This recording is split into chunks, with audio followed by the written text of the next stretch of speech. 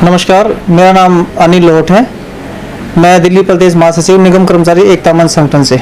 Corona virus के कारण MCD की जो हालत हो चुकी है, सैलरियां नहीं आ रही हैं, तो आप लोग इसमें किस तरह से अपना घर परिवार चला रहे हैं? देखिए, बड़ा ही मुश्किल हो रहा है इस दौरान, क्योंकि सैलरी आ नहीं रही है हमारी। और सरकार को भी ये देखना चाहिए कि किस प्रकार छोटी सी सैलरी में अपना घर चला रहे हैं, लेकिन वो भी समय से नहीं मिल पा रही है। जी, अगर हम बात करें तो तमाम ऐसे आपके साथ कर्मचारी हैं, आज योद्धा के रूप में सफाई कर्मचारी माने जाते हैं, लेकिन आज भी उसका जो स्थिति है वो दयनीय स्थिति है। उसके लिए क्या सरकार को करना चाहिए और आप लोग क्या कर रहे हैं? देखिए, हम और हमारा संगठन और तमाम हमारे साथ जुड़े हुए संगठन है, वो कर्मचारियों के लिए दिन रात लगे हुए हैं। और इसी कोरोना काल में हमारे 4 सफाई कर्मचारी शहीद हो चुके हैं, लेकिन बड़े ही दुख के साथ कहना पड़ रहा है केंद्र सरकार, दिल्ली सरकार और निगम प्रशासन और साथ ही साथ जो नेशनल मीडिया है वो भी उनकी खबरों को नहीं दिखा रहे हैं और उनको किसी भी प्रकार की आर्थिक सुविधा नहीं मुहैया करवाई गई है। जो 4 कर्मचारियों की डेथ हुई है, कितना ज्यादा दुख की बात है कि बोलने के बावजूद भी 65 वर्षीय महिलाओं को नौकरी पे बुलाया जा रहा है। एमसीडी के जो अधिकारी हैं, चेयरमैन है, उनको क्या ये सब नहीं दिखता? बिल्कुल सब कुछ दिखता है, लेकिन ये सीधे सीधे तौर पर केंद्र सरकार के आदेशों का उल्लंघन है और इनके ऊपर सीधे सीधे अटेम्प्ट टू मर्डर का केस बनता है, जिसके लिए हम कार्रवाई कर रखी है, हमने कार्रवाई। और जितने भी दोषी अधिकारी हैं उनके खिलाफ सख्त से सख्त एक्शन लिया जाएगा। तो क्या लगता है कि आप एमसीडी कर्मचारी, आप एमसीडी सफाई कर्मचारी हो और आप ही ये बोल रहे हो कि एमसीडी के अधिकारियों के ऊपर केस किया जाए? हाँ, बिल्कुल बोल रहे हैं। हम संगठन के प्रतिनिधि भी हैं, यूनियन के प्रतिनिधि भी हैं और कर्मचारियों का जो शोषण हो रहा है उनके खिलाफ आवाज उठाना हमारा उद्देश्य है, हमारे संगठन का उद्देश्य है।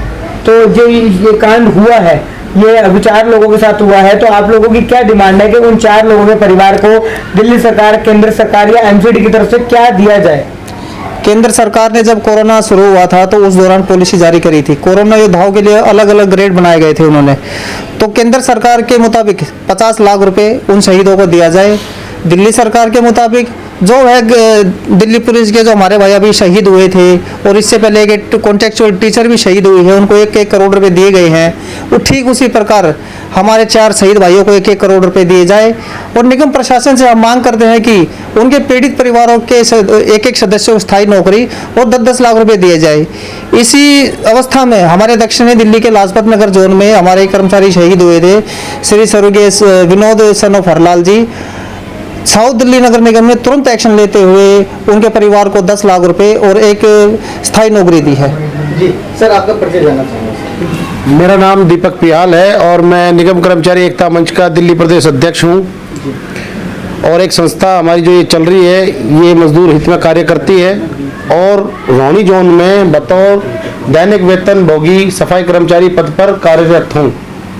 जिस तरह से मामला चल रहा है, लगातार बढ़ रहा है और दयनीय ही स्थिति चल रही है कर्मचारियों के साथ में, तो क्या लगता है आपके तमाम, अगर हम बात करें दिल्ली सरकार में, अगर बात करें केंद्र में जो सांसद हैं और वर्तमान में दिल्ली सरकार के जो सफाई कर्मचारी आयोग के जो चेयरमैन है, वो भी सब के सब वाल्मीकि है, लेकिन आज इस सब हो जाने के बावजूद भी सबसे ज्यादा दयनीय स्थिति जो कर्मचारी हैं, जो सफाई कर्मचारी वाल्मीकि हैं, उनका स्थिति ऐसा क्यों?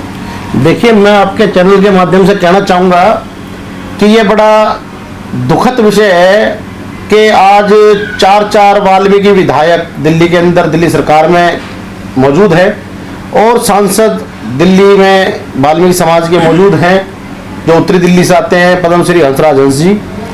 और दुर्भाग्य ऊपर से ये भी है कि जो दिल्ली के अंदर सफाई कर्मचारी के प्रति उनके समस्याओं को सुनने के लिए आयोग बनाया गया, दिल्ली सफाई कर्मचारी आयोग, उसके चेयरमैन भी वाल्मीकि हैं। लेकिन इन सभी वाल्मीकियों के होते हुए आज वाल्मीकि समाज बेहाल है और ये तमाम जो नेता हैं हमारे, सांसद महोदय, 4 विधायक, ये माला माल है, जो एक अपने आप में ही दिल्ली के अंदर बहुत बड़ा कमाल है। वर्तमान विधायक राखी बिरलान जी के बारे में क्या कहना है? कितना कार्य उन्होंने विधायक बनने के बाद अभी तक क्षेत्र में किया है? देखिए, जो वर्तमान जो हमारी विधायिका हैं बहन राखी बिरला जी, डिप्टी स्पीकर दिल्ली सरकार, अभी तक उनके द्वारा किसी भी क्षेत्र में हम देखना चाहें, मंगोलपुरी विधानसभा क्षेत्र के अंदर किसी भी क्षेत्र के अंदर उन्होंने कोई विकास कार्य नहीं किया। अभी आप मेरे साथ चलिए, मैं दिखाता हूँ आपको, मंगोलपुरी के पार्क दिखाता हूँ, मंगोलपुरी के रोड दिखाता हूँ, मंगोलपुरी की जो और सुविधाएं वो दे रही हैं उनके बारे में लोगों से बात कराता हूँ। कोई ऐसा विकास कार्य नहीं किया गया। लोग यहाँ पर त्राई त्राई हैं और दुर्भाग्य है कि दोबारा हमने राखी बिडलान जी को चुना। ये हमारा बहुत बड़ा एक, मैं कहूँगा, जनता का, हमारी मंगोलपुरी की दुर्भाग्य है जो उनको चुनना पड़ा। भाई साहब क्या कहना है, ना विधायक काम कर रही है ना यहाँ के सांसद काम कर रहे हैं। सांसद एक जाना माना चेहरा है हंसराज हंस, लेकिन किस तरह से उनको सांसद की कुर्सी मिल गई और उसके बाद वो क्षेत्र में एक भी बार दिखाई नहीं दी। देखिए, जब भी चुनाव होता है तो यह सारे प्रतिनिधि निकलकर जनता के सामने आ जाते हैं वोटों के लिए, लेकिन जो ही इलेक्शन का टाइम खत्म होता है तो ये गायब हो जाते हैं। ऐसा क्यों? दिल्ली की जनता को, देश की जनता को इस बारे में सोचना चाहिए। वह सही प्रतिनिधि चुनकर संसद भवन में, विधानसभा भवन में बिठाए ताकि उनकी समस्याओं का निवारण हो सके, लेकिन अक्सर ऐसा नहीं होता। हम भावनाओं में बहकर वोट देते हैं जी। हमें समस्याओं को देखते हुए वोट देना चाहिए। बात करें तो रिजर्व सीट यहाँ पर हम दो ही की बात करें, सुल्तानपुरी की बात करें और मंगोलपुरी की बात करें। यहाँ पर सबसे ज़्यादा अगर दिल्ली की बात करें तो दिल्ली में सबसे ज़्यादा पार्क यहाँ पर है, लेकिन अगर पार्क की बात करें तो सबसे ज़्यादा बुरा हाल जो भी है यही के पार्क का है। ऐसा देखिए, बुरा हाल भी हमारे काउंसलर और विधायकों के जरिए किया गया है, क्योंकि कर्मचारियों को ड्यूटी पर आने से रोका जाता है, उनसे जबरन वसूली करी जाती है हर महीने, जो कि हमारे एरिया के काउंसलर और विधायक के थ्रू कराई जाती है। क्योंकि रिश्वत नहीं मिलेगी तो इनके घर परिवार नहीं चलेंगे। ये जो दिल्ली सरकार से इनको सैलरी मिल रही है, दिल्ली सरकार से बजट मिल रहा है, उनसे इनका पेट नहीं भरता। जितने भी व्यक्ति हमारे कार्यक्रम यहाँ पर कर्मचारी हैं निगम के अंदर, जो भी पार्क है उनके अंदर किसी में भी जाकर देखिए, आप कोई माली नहीं पाएगा, आपको कोई भी वहाँ पर ऐसी सुविधा नहीं मिलेगी। पार्कों के नाम पर खाली मैदान पड़े हुए हैं, जिनका ये हर साल बजट लगाते हैं और बजट कागजों में लगता है, कागजों में पार्क का सौंदर्यीकरण किया जाता है और उस पार्क को जितना भी बजट लगा होता है वो हजम कर लिया जाता है विधायिका के द्वारा। राखी बिडलान जी को जो फंड मिल रहा है वो कहाँ जा रहा है? वो सब उन लोगों की ब्लैक मनी है जी, हम तो ये कहेंगे, क्योंकि एरिया में तो ऐसा कोई काम हो नहीं रहा है। एरिया के अंदर कोई भी ऐसा विकास कार्य नहीं चल रहा जिसके प्रति हम ये कह सके कि चलो ये फंड यहाँ लगाया जा रहा है। अभी कुछ कोरोना के जैसे संकट में ना तो कोई सैनिटाइज का काम यहाँ किया जा रहा है, सैनिटाइज के नाम पर कोरा पानी, सिर्फ पानी के ट्रक भर के रोडों पर खिंडाए जा रहे हैं, उससे सैनिटाइज किया जा रहा है। यहाँ पर कोई ऐसी दवाइयाँ नहीं डाली जा रही। हमने उस पानी को लिया हाथ में, हमने देखा उसको, मैंने वो पानी पिया भी था, हमारे को कोई उसमें कोई ऐसी समस्या नहीं बनी।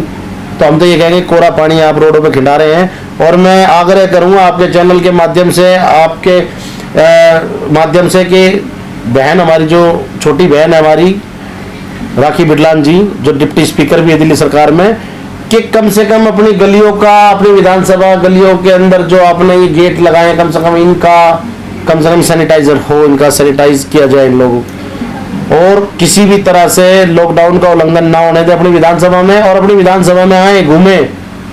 कब तक आप अपनी विधानसभा से मुंह छुपा करके वहां बैठे रहेंगे? वैसे क्या कहना है, बिडलान जी जो काम कर रही हैं सही कर रही हैं? सही तो अभी फिलहाल तो नहीं कह सकते हम, क्योंकि पिछली योजना में उन्होंने ऐसा ही काम किया था और फिलहाल भी ऐसा ही काम कर रहे थे।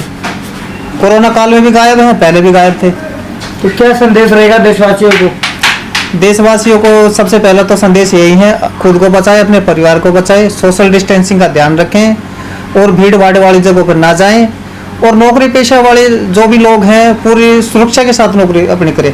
दीपक जी क्या संदेश रहेगा? जैसे कि पता है कि 22 तारीख से दिल्ली सरकार पब्लिक ट्रांसपोर्ट बसेस चलाने जा रही है रोड पे, कितनी ज्यादा बुरी हालत होने वाली है? देखिए, बहुत ज़्यादा बुरी हालत होने वाली है और ये दयनीय हालत दिल्ली सरकार के द्वारा की जाएगी दिल्ली की, क्योंकि जो सोशल डिस्टेंसिंग का काम चल रहा है उसका पालन ना करके ये लोग अब पब्लिक ट्रांसपोर्ट चलाएंगे। अब क्या सोच रहे हैं कि सीटिंग का हिसाब ये नहीं कर सकते, क्योंकि 20-22 सीटें हैं, उसमें से भी सोशल डिस्टेंसिंग करते तो 11 सीटें रह जाती हैं। 11 आदमी के लिए तो बस चलाएंगे नहीं ये लोग, और जो ड्यूटी पेशा, नौकरी पेशा लोग हैं वो लोग तो इकट्ठे होकर ही जाएंगे, और उसमें सोशल डिस्टेंसिंग का कोई महत्व नहीं रह जाता, जिससे कि कोरोना का खतरा जो है वो और चरम सीमा पर बढ़कर उभर कर आने की संभावना है।